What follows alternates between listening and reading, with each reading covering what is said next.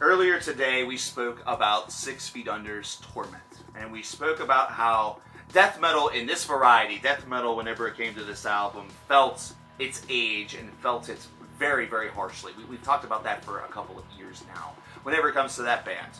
Immolation is a band that has certainly been crafting some much better and much more interesting death metal over the past couple of years. Really, their whole career has been one that has showcased their power and prowess, and perhaps they've just never been given the full extent of what they deserve as far as attention is concerned, because they are a fantastic group that are able to showcase a lot of dynamisty.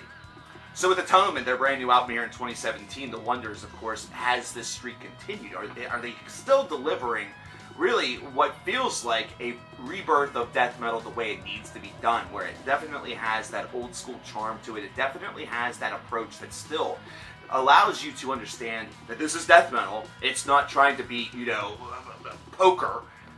Do they still have that ability to grant it new life and almost reanimate it, similar to what you would perhaps get from an aborted track lyric or something like that? I don't know.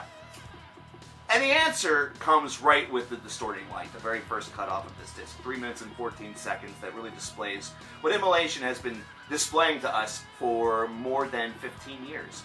They have this very unique, this very destructive style to themselves whenever it comes to death metal, and it's one that has only improved as some of the recording technologies have allowed it. Now, some will say that that's actually sort of decayed a little bit of the true destruction, the true inner struggle, blah, blah, blah, whatever.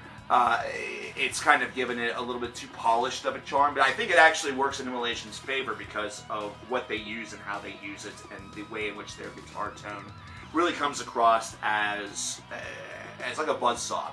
That buzzsaw is only illuminated with these recording advances. It basically gives them the power to illuminate that, and an Immolation song whenever you hear it from that very familiar da-da-da-da-da-da-da-da-da, and you understand that this band is using a similar tone as they have for a long period of time, and it just sounds even more dense.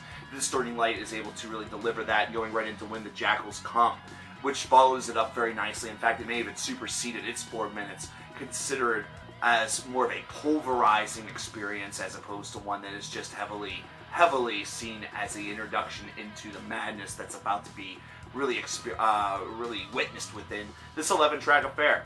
And you get that as this continues. You get that as Fostering the Divide and Ride the Heretics go into tracks such as Thrown to the Fire and Destructive Currents. Now, the one thing that will be said, and it's definitely true perhaps of death metal, but also some of the legends, is that after a couple of tracks, after about a halfway portion of the album, you start to understand what's going on. You start to really get the playbook. It's almost like you're Spygate and you're Tom Brady and the New England Patriots, and you're able to Spygate the death metal formula, because it's not one that's necessarily difficult to really figure out.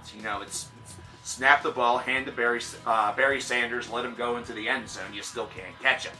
And that's kind of what happens with Immolation.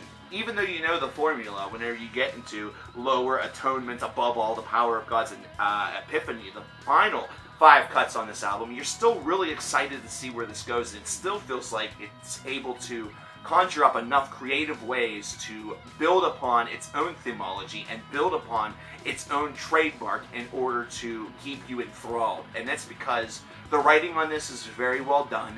It is a stiff but very direct assault on your ears. The rippage is all very powerful. The vocals do not waver. It's instead one that's able to maintain its power and precision. Everything feels tremendously executed. And that's what makes a great death metal album here in 2017, is the execution.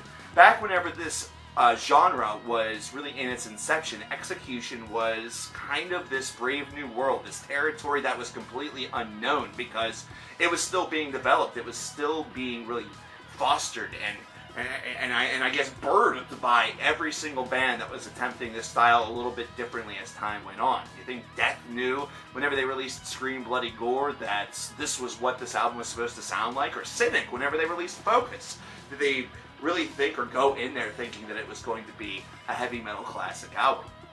Instead, there's a little bit of risk that's taken, but here in 2017, that precision, that power, that unwavering strength, that real fuck you attitude to going outside of the reins and outside of the limits, but still sounding fresh, is what crafts some of these powerful albums by death metal classics, by death metal kings. And Immolation certainly shows with Atonement that they deserve their title as a death metal king. I love tracks such as Thrown to the Fire.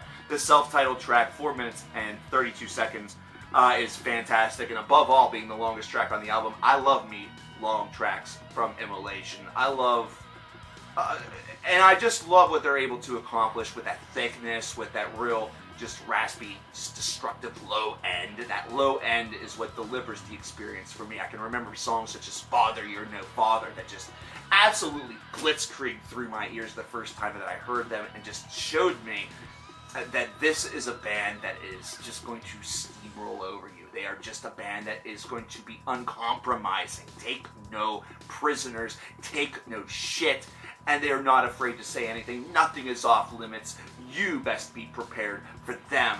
They're not going to sugarcoat it for you.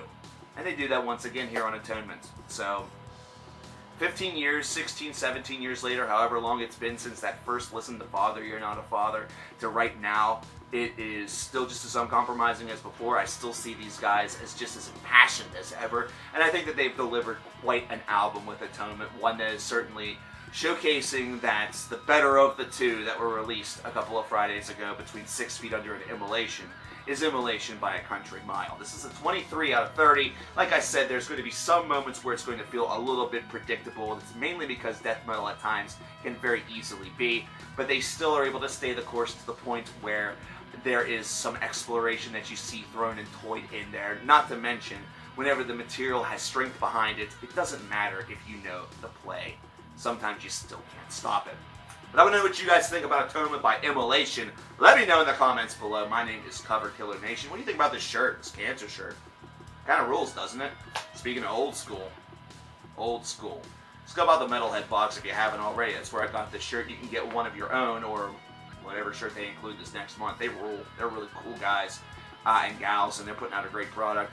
And scope out this Immolation album. It kicks ass. I'll talk to you later. Peace.